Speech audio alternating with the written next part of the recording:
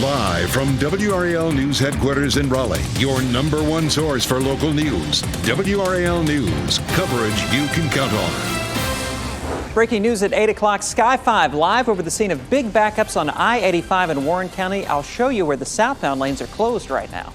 And as you step out the door, you might notice it's a little bit less humid than it was yesterday. As we get into the weekend, though, we could be back into triple-digit heat indices. I'll show you when. A search for a driver is underway in Raleigh after an early morning crash that ended with a car flipped onto its roof. The WRAL breaking news tracker was on that scene as crews assessed the damage. And we'll give you a live look outside the Florida Public Supermarket where that $1.58 billion winning Mega Millions ticket was sold. We have the winning numbers and why you should double check your numbers here in our state. We'll tell you all about that and why coming up. We're definitely winning with the weather. I would think so, Yeah. especially the way you walk out today. You feel it. The humidity is down a notch. Elizabeth Gardner in the WRAL Severe Weather Center right now. Temperatures down a little bit. This might be the best day of the week here. Absolutely. We're looking at gorgeous skies here. This is a live look at Chapel Hill, 73 degrees. So that temperature is starting to climb, but the dew point's still sitting here in the mid 60s. And, you know, honestly, to make it feel comfortable, it would need to be down in the 50s, but we'll take a drop into the 60s. It puts it into the tolerable zone for today. We still have a few 60s out there on the map too, 68 South Hill, 64 Roxborough, but temperatures are starting to warm up a little bit now in the 8 o'clock hour. And even though we're going to see a little drop in our humidity, we don't really see a drop in our temperature. We'll see mid 80s at lunchtime and highs in the low 90s this afternoon, like we've seen for the last day or two.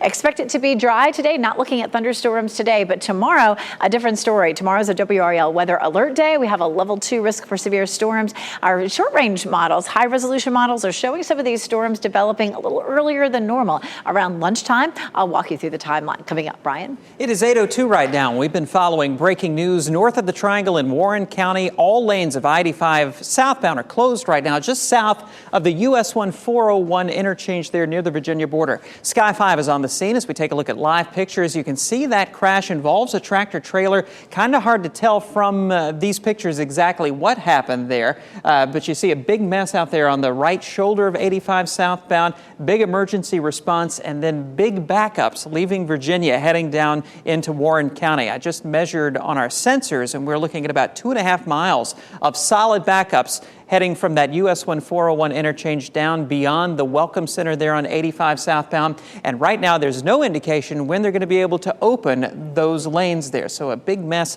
in the northern part of Warren County. Let's talk about the best detours to get around that. DOT is suggesting you use that exit to take US 1 southbound down to Norlina and then back to Manson-Drury Road. You make a right there at Manson-Drury Road and pick up 85 southbound. We are picking up some delays right there around that Manson-Drury intersection. Our partners at Waze are suggesting a different option, taking that US 1 401 exit, then using Rooker-Dairy Road to head down to Owen Road and pick up 85 southbound on the other side of that closure. They say that that entire trip should only add a few extra minutes to your commute, so something to keep in mind as you head out of Virginia into Warren County this morning. We will let you know how that's looking and when that all clears. Taking a look around the rest of the Triangle, just getting reports of a crash on New Hope Road at Buffalo Road on the northeast side of Raleigh. 440 westbound slow between 87 and Capitol Boulevard. The usual delays building now on the south side of Raleigh from Hammond Road out toward Gorman Street. Also a little bit of a backup on 87 southbound coming in from Knightdale right around the Smithfield Road area. Getting busier in both directions of 885, especially on that northbound side, heading from I-40 up toward downtown Durham. Once you get up toward Glover Road and 147, it starts to clear up pretty nicely. In Garner, we still have some activity related to an earlier crash, 40 eastbound near Jones Sausage Road. They've moved everything to the shoulder. I'm not seeing any delays, but a reminder about the move over law. Scoot over one lane if you're heading on those eastbound lanes. Police are searching for a driver who hit a parked car this morning in southeast Raleigh and caused their own car to flip over. Authorities say the call came in just after 3 a.m. When they arrived in Mackinac Island Lane, the driver was not there. The WRAL breaking news tracker was on the scene as crews flipped that car back over. You can see the car has damage to its bumper. No injuries were reported. Breaking news overnight, the biggest Mega Millions jackpot in the game's history has a winner or winners. We're still waiting to find out. A ticket sold in Florida matched all 5 numbers and the mega ball to win the $1.58 billion jackpot. The winning ticket sold right here at this Publix supermarket in Neptune Beach, where you're looking live this morning. That store opened about an hour ago, and you might imagine it's going to be a busy place today. There's a big prize right here in North Carolina as well. One ticket matched all 5 white balls. That player also played the mega plier, which means they doubled their winnings to $2 million. Let's give you a look at the winning numbers right now. 13, 19, 20, 32, 33. The mega ball was 14. And of course, as we just mentioned, that mega plier was 2. The jackpot now resets to $20 million. The next drawing is Friday. 2 men are facing murder charges in the shooting death of a 30-year-old on Peyton Street in Raleigh. Officers arrested Jorge Arroyo Zabaleta and Kennedy Basaves Gonzalez last night. Police say they shot and killed Francisco Camacho Lopez. The shooting happened around 4:15 Sunday morning on Peyton Street. Investigators have not said what led to the killings. 2 people had to be rescued when a home caught fire in Harnett County. It happened last night on Victoria Hills Drive. We're told the home is destroyed. At least 2 people needed medical attention. As of right now, fire crews have not said what caused that fire. A highway patrol chase with a motorcycle ended in a crash in Sampson County. That happened last night around 8:30. And we're told the chase started on U.S. Highway 13 near Holland Road and ended on Roanoke Road. The motorcycle lost control and ended up in a ditch off the road. We are working to learn what caused the chase to start and what injuries the driver may have. Well, family and friends aren't giving up their search for Alicia Watts more than 3 weeks after she vanished. They traveled to Anson County yesterday to spread fires and try to learn more about Alicia's disappearance. Anson County is where Alicia's SUV was found on July 18th, 2 days after she was last seen. Her boyfriend, James Dunmore, was found unresponsive inside that car at a DMV where the group gathered for a prayer vigil yesterday. Detectives have said very little about where Dunmore has been since. James Dunmore, Alex, Nunu, Tutu, whatever name he got, is still out. Because to me, if we find Dunmore, we'll find Alicia. He's gonna talk. The Charlotte-Mecklenburg Police Department is calling Dunmore a person of interest. Watts' family and friends are working to organize another vigil. For the last few weeks, we've been telling you about overnight spikes in gas prices. We could soon see some relief at the pump, as experts say. We may have already seen the peak of these summer prices. WRAL's Kelsey Coffey joins us with what we can expect in the next few weeks. Kelsey, good morning. Good morning. Those overnight price jumps at the pump that we've been telling you about over the past couple of weeks seem to be turning around now. New numbers released from AAA earlier this morning show that the average price of gas here in North Carolina is about $3.60 a gallon. This price is staying about the same. It's 1 cent lower than yesterday, equal to 1 week ago. It's also much lower than the national average, which is $3.83 this morning. 1 cent up from yesterday, 3 cents up from 1 week ago. Oil prices have risen for 6 weeks straight. Extreme heat at refineries in places like Texas and Louisiana were impacting the prices. And even though those gas prices are still high, we're not seeing the same overnight spikes. Patrick DeHaan with Gas Buddy says, as you're filling up today and throughout the week, you may notice that prices vary depending on where you go. There could be some stations that are kind of late in the game that may go up a few cents. There's some stations that may hold their price, and some of the more expensive stations could actually lower it. So it's going to be kind of a mixed bag this week. And that's because prices went up so quickly over the past couple of weeks. The market is just now catching up. And DeHaan says that we should consistently see those lower gas prices by late September. Kelsey Coffey, WRAL News, live in Raleigh. Well, there's some relief for those of you driving through Raleigh this morning. Wade Avenue near the I-440 is back open this morning after it was closed for 12 hours about yesterday. The road was shut down following a tractor-trailer crash that brought down power lines. Take a look at this Sky 5 video of the traffic caused by that repair work. Police had the entrance to the highway on Blue Ridge Road blocked off while crews worked to repair the power line damage. 8:09 right now. A missing persons case leads to the discovery of 30 submerged cars in a Florida lake. Up next, how investigators are working through this large investigation. And women are ruling the summer. Coming up, how some famous female artists like Taylor Swift are helping the economy. Today will be quiet, but tomorrow is a WRAL weather alert day. We have a level 2 risk for severe storms. These may arrive earlier than we normally see during the summer. I'll walk you through the timeline.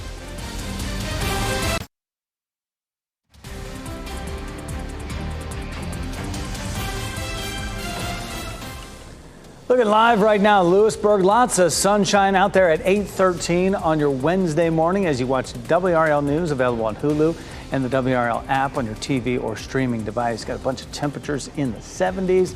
Feels pretty good out there right now. Elizabeth Gardner in the WRAL Severe Weather Center. As we look ahead, though, this the choice day of the week. Tomorrow, not so much. Tomorrow is a WRAL weather alert day. We're looking at the potential for some strong thunderstorms. It's a level 2 risk for us tomorrow. Still going to be a hot day for us, but of course the focus will end up being those thunderstorms. Overnight last night, we were watching this low pressure system. There was a severe thunderstorm watch, lots of severe thunderstorm warnings, and this is going to ride eastward through Tennessee and into North Carolina for tomorrow. Now, over the last several days, the computer models have not been in very good agreement about the timeline, but our short-range models are in more agreement this morning about seeing this right around lunchtime or so. As this crosses the country, there's a level 3 risk for severe storms across parts of the Midwest, the upper Mississippi Valley. Of course, for us, it's a level 2 risk for severe storms, and that is one down from what we saw on Monday. Monday's was a level 3 risk. This will be a level 2 risk. And it's not the intensity necessarily of the storms, it's the amount that we may see that cause wind damage. That's what drives that number, level 1, 2, 3, 4, 5. So again, level 2 for tomorrow. Straight line winds are the biggest threat, and we may see a handful of reports of wind damage tomorrow. And again, that could be close to lunchtime. We'll kick things off here at about 5, 6 o'clock in the morning. Could be an isolated shower around 8 or 9. But then here comes that line of scattered storms coming through right there at lunchtime, and then out of the viewing area by 2 or 3 in the afternoon. Now, earlier we had the potential showing up on the models of some late day showers and thunderstorms. But if we have that band come through in the morning, typically what happens is that tends to settle the atmosphere and removes the ingredients that we would need for stronger thunderstorms. So it's possible that we wouldn't see that second band developing. We'll just continue to watch the newest runs of the models that are coming in. You want to check in with us at noon, and of course, again this evening for the latest. Of course, this is likely to be a fairly fast moving system, so the amount of rain here doesn't look extreme, probably a 1/4 of an inch to a 1/2 an inch on average. So this is not likely to be a flooding threat. It's also not likely to give you a pass from watering this time of year because it's so hot out there. 60% chance today. Friday, Saturday, Sunday, our chances will be lower than that. So we're still, likely out there watering.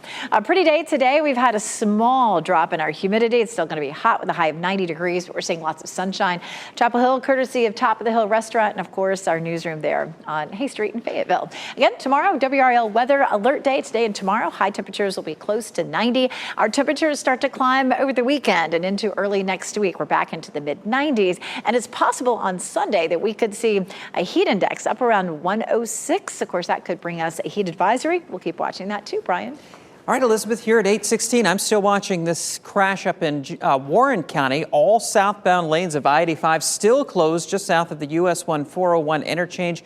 Video from Sky 5 shot just a little while ago shows that big backup. This is the Welcome Center there on I-85 southbound. Heavy delays began around that US 401 interchange near the Virginia border and extend all the way down to that crash site. Looks like a tractor trailer was involved there. Still working to find out exactly what happened. Not sure when they're going to be able to reopen those southbound lanes. Let's take a look at the alternate routes or the detours that you can consider taking this morning. DOT is suggesting using US 1 southbound to Wise and Norlina, and then from there heading back to Manson Drury Road. Make a right onto Manson Drury, and you can pick up 85 southbound well on the other side of that closure. Our partners at Waze are suggesting a different alternate route, taking that exit there at US 1 and 401, and then heading down Rooker Dairy Road to Owen Road and picking up 85 southbound a little closer to that crash site. That one is going to add 2 or 3 minutes to the usual trip through that area, so just be prepared for those detours.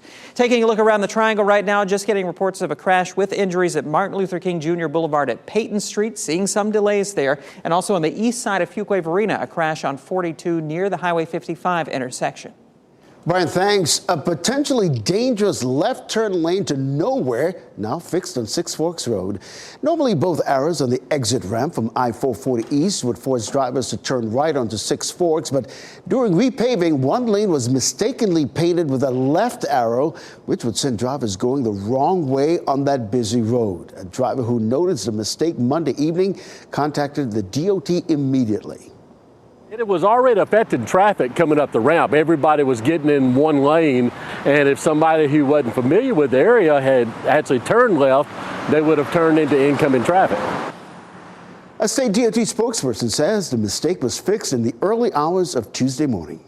Happening today, Fort Liberty and Womack Army Medical Center are conducting a mass casualty training exercise. It started at 7 o'clock this morning, so that means the Womack Family Medicine residency is closed. They won't accept patients until after relocating the soldier to the Soldier Readiness Center. Both locations will reopen after this training ends. That's this afternoon at 4 o'clock. If you have an appointment at Womack or its outlying clinics, those appointments will not be affected. Well, while working to solve missing persons cold cases, an underwater search team found 30 vehicles in a lake near Miami, Florida. It turns out the submerged vehicles were not connected to any of those cold cases and no human remains were found. Now, authorities are investigating to see if they are linked to other crimes. The team was searching the area due to the high number of missing people in South Florida. They'll know more once the vehicles are pulled from the bottom of that lake. So interesting finding all those cars. The Supreme Court says so-called ghost guns should continue to be regulated under federal law. Ghost guns are untraceable homemade firearms built with kits that are available online. They don't have serial numbers and don't require background checks. Last year, federal regulations were updated to define the kits as firearms so the government can better track them. A lower court challenged that policy, but the Supreme Court granted a request from the Biden administration to keep it in effect while legal challenges play out. ESPN is jumping into the sports betting industry in a $2 billion deal. ESPN announcing the deal with casino owner Penn Entertainment. Penn says its Barstool Sportsbook app will be renamed ESPN Bet this fall.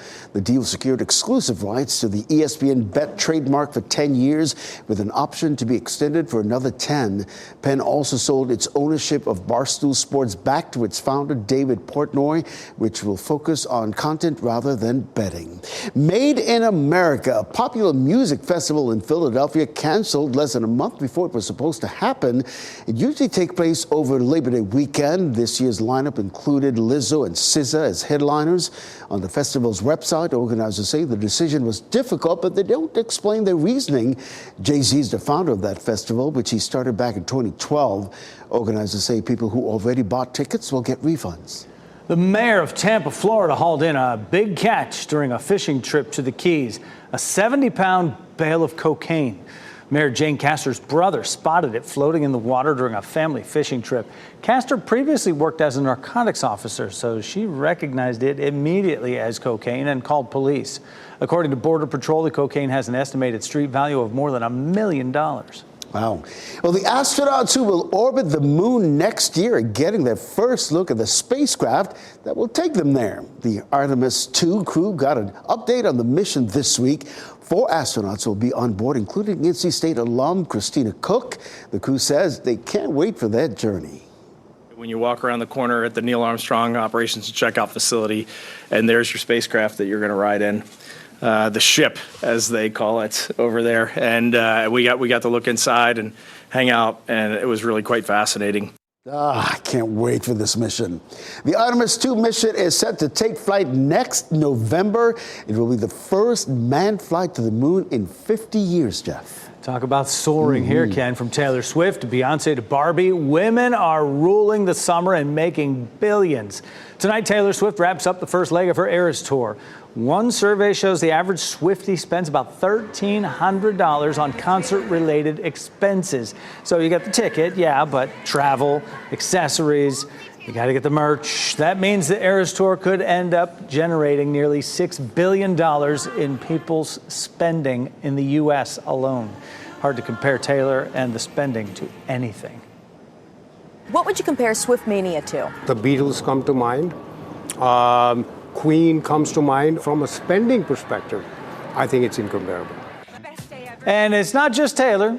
Barbie just became the first movie directed by a woman to make $1 billion. Beyonce's Renaissance tour actually caused inflation to rise in Sweden, the whole country. Queen Bee will have an economic impact in our state. Her show is tonight in Charlotte. And coming up, we'll walk you through what you need to know for her show tonight. Bank of America Stadium will be rocking. Well, the nominees are out for the MTV's Music Video Awards, and no surprise here, Taylor Swift leading the way. She has 8 nominations, including for Video of the Year, an award she's won 3 times before. R&B singer SZA has 6 nominations. Other stars including Doja Cat, Miley Cyrus, Nicki Minaj, and Olivia Rodrigo has 5 nominations each. The award show will air September 12th on MTV. Kane Realty is renaming a major project underway near downtown Raleigh's Dix Park. These are renderings of the development at South Saunders Street and Lake Wheeler Road. It was to be called Park City South. Now it will be called Rockaway Raleigh. First phase will include more than 300 apartments. They're scheduled to open next year. Retail and office space will also be part of this development. There is a winning Mega Millions lottery ticket in Florida. And there's also someone here in North Carolina waking up a bit richer. We have the winning numbers for you coming up next.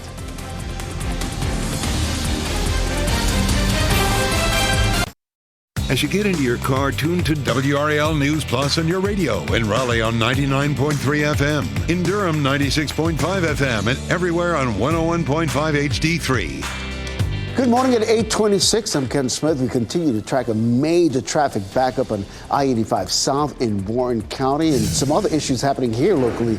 Brian. All lanes closed right now on 85 southbound in the northern part of Warren County, just south of the US 401 interchange. Want to zoom into that area with our traffic camera. Latest image from that traffic camera shows those huge backups there. That crash involves a tractor trailer. Maybe a little while yet before it's cleared. Consider using US 1 south into Norlina and then from there back to Manson Drury Road, or if you take that US 401 exit, continue on to Rooker Dairy Road and pick up 85 southbound from Owen Road south of that closure. Elizabeth. Pretty start for us this morning. We take a look at Wilson, Durham, and Fayetteville, all seeing blue skies. Temperatures right now are mainly in the mid-70s, so we're starting to warm up, and it is going to be a hot afternoon. You'll probably notice as you step out the door that it doesn't feel quite as humid as it has the last several days. It's a fairly subtle change. We stay dry through the afternoon, making it a good day to head to the pool. You could even head there after work if you'd like. Temperatures will still be in the upper 80s, and we won't have to dodge the thunderstorms. Tomorrow is a WRAL weather alert day with a level 2 risk for severe storms. Police are searching for a driver whose car flipped over after it crashed into a parked car in southeast Raleigh this morning. Authorities say the call came in just after 3 in the morning. When officers arrived on Mackinac Island Lane, the driver was not there. No injuries were reported. Next on Fox 50, why experts say we may have already seen the peak of summer gas prices. And up next on Today, how to save on flights for the fall and winter.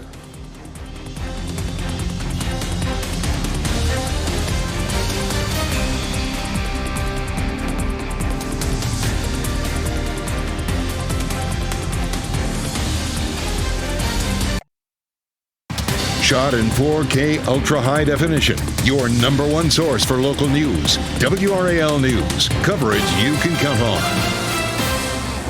Tomorrow's a WRAL weather alert day with a level 2 risk for severe storms. I'll walk you through the timeline, which is a little earlier than we often see. The search for a driver is underway in Raleigh after an early morning crash that ended with a car flipped over on its roof. The WRAL breaking news tracker was there on the scene as crews assessed that damage. Bringing inside our WRAL studio right now on a lovely Wednesday. Thanks for joining us. I'm Jeff Hogan. And I'm Ken Smith. Yeah, you definitely felt that refreshing air when you walked out this morning. You're going to feel the same thing.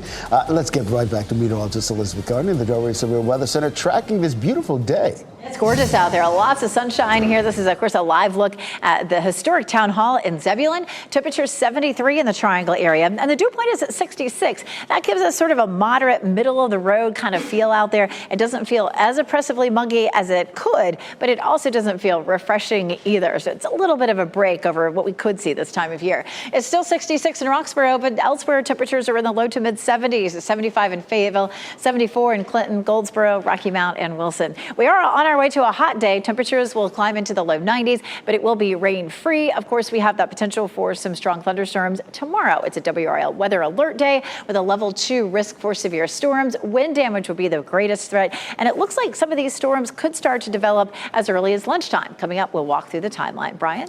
8:31 right now. We're following that breaking news in Warren County, where we have all lanes of I-85 southbound closed just south of the US 1 401 interchange. I want to zoom in there, show you the live picture from that traffic camera, and you can see that huge backup there. Sky 5 was over the scene a little while ago. This is a crash involving a tractor trailer, and it was hard to tell exactly what happened out there, but it looks like that tractor trailer was blocking both lanes of I-85 southbound. Huge delays there as you head away from the Virginia border, and we're not sure when they're going to be able to reopen those southbound lanes there. Need to allow plenty of extra time this morning. That is probably about a 3-mile-long backup as you come in from the Virginia border down toward the Owen community there on I-85. The DOT is suggesting that you use US 1 southbound through Norlina back to Manson Drury Road, and then from there head back to I-85 and rejoin it on the other side of that closure. I'll watch it and let you know how things are looking out there. Around the Triangle right now, our major routes looking okay. Usual backups on 440 westbound on the east side of Raleigh, and the usual slowdowns in both directions of 885 there in Durham between 147 and I-40. We do have a crash reported on the southeast side of Raleigh at Martin Luther King Jr. Boulevard at Peyton Street, not too far from Rock Quarry Road. We have been watching some delays on the sensors in that area. Also a crash on the east side of Fuquay Arena on Highway 42 near the 55 intersection. Brian, thanks. Police are looking for the driver whose car flipped over after it crashed into a parked car in southeast Raleigh. Authorities say that call came in just after 3 this morning. When officers arrived at Mackinac Island Lane, the driver was not there. The WRAL breaking news tracker was on that scene as crews flipped that car back over. You can see the parked car has damage to its bumper. No injuries were reported. Breaking news overnight, the biggest Mega Millions jackpot in the game's history has a winner. A ticket sold in Florida matched all 5 numbers and the Mega Ball to win that $1.58 billion jackpot. The winning ticket was sold at a Publix grocery store in Neptune Beach. There's a big prize here in North Carolina as well. One ticket matched all 5 white balls and played the Mega Plier, so that means it is worth $2 million. Take a look at the winning numbers: 13, 19, 20, 32, and 33. The Mega Ball was 14. The Mega Plier is 2. Now we start all over. After 31 straight weeks without a winner, now we start over or 31 drawings, I should say. $20 million is the prize in the next drawing Friday night. Well, 2 men are facing murder charges for a shooting that happened on Peyton Street in Raleigh. Officers arrested Jorge Arroyo Zabalata and Kennedy Basaves Gonzalez last night. Police say they shot and killed Francisco Camacho Lopez. The shooting happened around 4:15 Sunday morning on Peyton Street. Investigators have not said what led to that deadly shooting. 2 people had to be rescued when a home caught on fire in Harnett County. It happened last night on Victoria Hills Drive, and we're told that home is a total loss. Not surprising when you look at these pictures of the flames. Wow. 2 people needed medical attention. As of right now, fire crews have not said what caused the fire. A highway patrol chase with a motorcycle ends in a crash in Sampson County. It happened last night around 8:30. We're told the chase started on U.S. Highway 13 near Holleran Road and ended on Roanoke Road. The motorcyclist lost control and ended up in a ditch on the side of that road. We're working to learn what caused the chase what started that chase and the injuries that motorcyclist may have experienced. This morning, we are experiencing a small drop in gas prices. Despite that, new numbers are out this morning. They show they're still pretty high after a series of price hikes the last few weeks. WRAL's Kelsey Coffey joins us now with what you can expect when you get out there to fill up today. Kelsey. Overnight price hikes that we've been telling you about for the past couple of weeks seem to be turning around. New numbers released from AAA earlier this morning show that gas prices here in North Carolina are averaging at $3.60 a gallon. That price is staying about the same. It's 1 cent lower than yesterday, equal to 1 week ago. It also is much lower than the national average, which is $3.83 this morning. 1 cent up from yesterday, 3 cents up from 1 week ago. Oil prices have risen for 6 weeks straight. Extreme heat was impacting refineries in places like Texas and Louisiana. Even though gas prices are still high, we're not seeing those same overnight spikes. You can thank cooler temperatures for that. But now at least some of those heat-related issues are slowly being resolved. And that's why we're starting to see the increases slow down. That was Patrick DeHaan with Gas Buddy. He says as you're filling up today and throughout the week, you may notice that prices will vary depending on where you go. That's because prices went up so quickly. Some stations had to bring their prices up, and then those more expensive gas stations, they had to bring their prices down to level things out. Kelsey Coffey, WRAL News, live in Raleigh. Well, your insurance, car insurance is going up. The rates will increase as part of a settlement reached between insurance companies and state regulators. Let's break it down a little bit more for you here. Your average auto rate for new or renewed policies will increase by 4.5% this December. Next December, rates will go up another 4.5%. Motorcycle rates will go up 2.3% at the same time. Now, the agreement also says there can't be any more increases before October 2025. Former President Donald Trump's lawyers want to delay a hearing in his criminal case on charges related to the aftermath of the 2020 election. Trump has pleaded not guilty to charges including conspiracy to defraud the U.S. in connection with the investigation. His lawyers want a hearing delayed until next week, even though the judge wants it to happen before Friday. The hearing is about a protective order that would prohibit Trump from talking about confidential evidence in the case. Trump's attorneys say that would violate his right to free speech. This morning, we're getting a better idea at the time frame for when the Fulton County, Georgia district attorney could announce her decision about charges for Trump.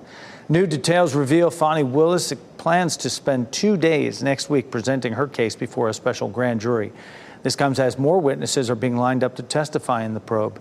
The case focuses on whether Trump and his allies tried to overturn the 2020 election in Georgia. The DA could seek several indictments against Trump and his associates. Tonight, Kenneth Hennon's family will mark 3 years since his death. Hennon was just 5 years old when police say a man shot him to death as he was riding his bike outside his father's home. That man is facing a life sentence right now. Hennon's family plans to hold a vigil at the Spring Hope Memorial Gardens on Webbs Mill Road. It starts at 8 p.m. New this morning, the Wake County Sheriff's Office is sharing results from its most recent campaign to keep us safe on the roads. Deputies teamed up with several agencies across the area, including Highway Patrol and North Carolina Alcohol Enforcement. This was all for Operation Blue Flood. In total, they handed out 881 traffic tickets, 88 DWI charges, and 50 criminal violations. It was part of the governor's highway safety program over the weekend. Orange County Animal Services asking for help as the shelter is almost at capacity for housing dogs. It's asking for anyone available to adopt or foster a dog. Well, this month, adoption fees have been reduced for 2023. Clear the shelters. Some fees are fully waived. If you're interested, the shelter at Eubanks Road in Chapel Hill opens at noon. No appointments are needed. Well, time now coming up at 8:40. This year's severe weather is costing the country major money. A look at how much damage 15 of this year's weather disasters have caused. And it's a Taco Tuesday party. How you can get in on Taco Bell's celebrations after a lawsuit with Taco John's was dropped.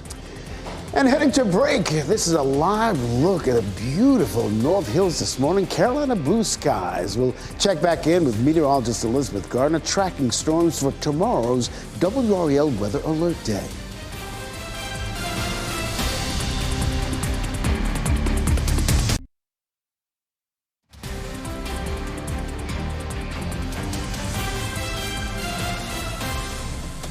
Welcome back at 8:42. A pleasant good morning to our wonderful viewers up there in Zebulon. What a gift we have for you as we get past the halfway mark of the week. Let's get right over to meteorologist Elizabeth Gardner in the WRAL Severe Weather Center tracking how this beautiful day is shaping up. Look at this gorgeous blue sky here in Wilson. Just a tiny bit of a breeze. You can see the whirligigs here at the park in downtown Wilson just spinning a little bit. We've had a little drop in our humidity. It's nothing dramatic. It's not going to feel like October by any means, but it is a little bit of a break. You'll notice it most likely if you're standing in the shade.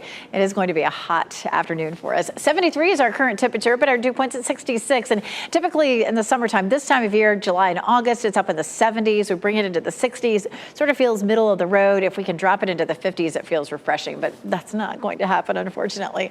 Our high temperature this afternoon likely to be right around 90, 91. Again, looking at a steamy, muggy meter right now, but kind of on the low end of steamy. It'd be nice if we could drop drop it a little bit more, but that does not look like it will happen today. 91, the high in Raleigh and in Durham, 93 in Fayetteville for this afternoon. Because we're seeing dry conditions, it should make for a nice evening to be outside. Durham Bulls are in the middle of a homestand right now. They threw out the first pitch at 6:35. Temperatures will be in the upper 80s and then falling through the 80s through the evening. So not a bad evening to be outside, no matter what it is you like to do. Now, tomorrow we're watching the potential for these strong thunderstorms. This is our next system heading our way. It has produced some severe storms overnight and a severe thunderstorm watch. All that has expired, but it will continue to travel eastward across Tennessee and into our area tomorrow. So we do have a level 2 risk for severe storms. If you remember Monday, that was a level 3 risk. And of course, we had widespread wind damage and a lot of power outages. It's not likely to be as widespread at level 2, but it won't be just, one or two. We may have, a handful, maybe a dozen or so potentially if we end up with that severe weather threat. So the timing is likely to be in the afternoon, maybe even closer to early afternoon or around lunchtime. The computer models have been a little at odds on the timing of this. Some of that's going to depend on that system as it moves through Tennessee. If it holds together, we may see these storms a little bit earlier, and that's the way the models are leaning today. So we take a look at this tomorrow morning, and you can see some of these light rain showers. So this is the new run of the computer model. It holds it together and pushes some showers in early in the morning before lunchtime. So this is a new run of the computer models that looks different than the last run. This is what we're dealing with. But as that moves on by, it should be out of here by lunchtime, and then we could see another round of some thunderstorms during the evening, and that would bring us the best chance of severe storms. So that shows us the 2 rounds, one in the morning and one in the afternoon, with the afternoon one bringing the stronger storms. Moving ahead to the weekend, boy, our heat goes up. A heat index of 104 Saturday and 106 on Sunday. So Sunday in particular, we'll be watching for the potential of a heat advisory. We'll have a small chance of storms through the weekend. Brian? 846, want to update you on that crash in Warren County. We've been following 85 southbound, still closed just south of the US 401 interchange. Want to zoom into that area, show you the latest picture from the traffic camera there, and you can see that backup continues. I've just used the sensor readings here to measure how big that backup is right now. And right now, about a 3-mile long delay from just north of the Virginia border down through that US 401 interchange. That's where all the traffic's being diverted. Take US 1 southbound through Norlina and Wise down to Manson Drury Road. And then from there, you can rejoin 85 southbound on the other side of that. In the Triangle right now, I'm watching a crash in Raleigh with some pretty big delays at the intersection of Glenwood Avenue at Creedmoor Road. Glenwood looks okay, but there's some very heavy backups on the southbound side of Highway 50 or Creedmoor Road, beginning right around the Millbrook Road area down toward Glenwood. You might consider using Leadmine as a good alternate route this morning.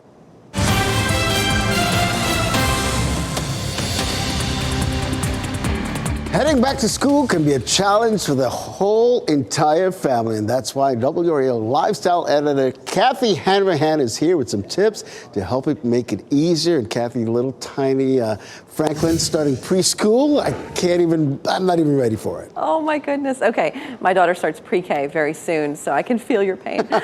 So right now on WRAL.com's family section, we have a story from a local time management expert, Megan Sumrell. 3 tips that are going to help your family. Listen up, Ken. First up, don't schedule anything the first weekend after school starts. Now, I'm guilty of this. I overschedule my family. But Megan says that the end of that first week, her family just needs to adjust and regroup and kind of catch their breath. So give yourself some time. That's such good advice. Really good advice. So what can parents start doing right now to prepare for that first day of school? So much. Okay, so Megan suggests adjusting your sleep schedule now. So telling your kids, get them to go to bed a little bit earlier each night, wake up a little bit earlier each day, so it's not a huge shock when they have to wake up early that first day of school and they're just tired. I know, frankly, it's going to be a shock to his system when he has to get up at 8 o'clock to head to preschool. So what about advice for that first week of school? So she really suggests to make note of the things that are adding stress to your morning. So like packing lunch or laying out the clothes, getting their school bags ready. See if you can do some of that stuff the night before so you can kind of reduce that stress level. Oh my gosh, some great tips. Of course, for more ideas, go to WRAL.com and search keyword family. Thanks, Kathy. Police in Pennsylvania say a driver intentionally crashed into a home this week, but now they're trying to figure out how it crashed into the second floor of that house. Check it out. It happened about 60 miles from Harrisburg, Pennsylvania over the weekend. Thankfully, the homeowners were downstairs when it happened. Police say that driver intentionally crashed into the house, but they don't know why or if he knows the people who live there. He's facing charges of aggravated assault and recklessly endangering another person. Former ECU football player is suing the city of Greenville after he says police used excessive force during a traffic stop. The lawsuit claims officers approached DeMarcus Fox with guns and shouted profanities at him after pulling him over in front of his house last October. Fox says even though he put his hands up in the air, officers punched and kicked him, and one put a knee on his neck. Fox also says they pulled his hair so hard that some of his dreadlocks were torn off. The lawsuit claims police radio traffic shows officers did not have a good reason to pull Fox over in the first place. Fox repeatedly state he is still obeying all traffic laws, still obeying all traffic laws. I think they say it maybe 6-7 times. And he was not charged with any underlying offense, which begs the question, why were they initiating a stop in the first place? 5 Greenville police officers are named in that lawsuit. Hip-hop artist Tory Lanez will spend the next 10 years in prison for shooting rapper Megan Thee Stallion. Lanez was sentenced Tuesday. This comes more than 3 years after he shot Megan in the foot in Hollywood Hills back in 2020. A jury convicted 31-year-old Lanez of 3 felony charges. Megan says he shot her after an argument as she tried to get out of the vehicle they'd been riding in together. Well, severe storms, floods, tornadoes, all costing the country major money. That's one topic the American Meteorological Society will discuss during its annual meeting this week. The latest disasters include at least 2 tornadoes yesterday in Massachusetts, downing trees and causing significant damage. In Tuttle, Oklahoma, heavy gusts from a storm picked up a mobile home and sent it crashing into a parked car. So far this year, the U.S. has had 15 weather disasters that have each resulted in more than $1 billion worth of damage. So sad here. An infant in Houston, Texas died after being left in a hot car yesterday. The 3-month-old was left in his mother's car in the parking lot of a mental health facility. Authorities say the mom got to the clinic around noon and took her 4-year-old inside with her. She found her baby unresponsive and took him inside as well, where the nurses performed CPR to try to save him. The baby was rushed to a hospital where he was pronounced dead. It's not clear whether the car was running at the time. It's time to get information because the Queen will be in the Queen City tonight. Beyonce's Renaissance World Tour stopping in Charlotte. The Beehive, of course, will take over Bank of America Stadium for the big show. The new start time, as we've been reporting, is at 8 p.m. We told you about that change last month. Now, if you're taking a bag with you inside the stadium, it must be clear. Bank of America's clear bag policy only allows concert goers to have a bag no larger than 12 by 6 or 12 inches. Purses, bags, or clutches can't be larger than 4 to 5 or 6 inches. And one last thing before you head to the show, make sure you grab your glass of lemonade. A teenager in California just broke a roller skating world record by flipping over 12 people. Take a look at this. 15-year-old Mia Peterson. There it is. She flipped over a dozen people from a quarter pipe on roller skates, earning herself a Guinness World Record. What? She says she's been roller skating since she was 11 years old and has been attempting tricks since she was 13. Once she started clearing 10 people with ease, she said she was ready to try for the record.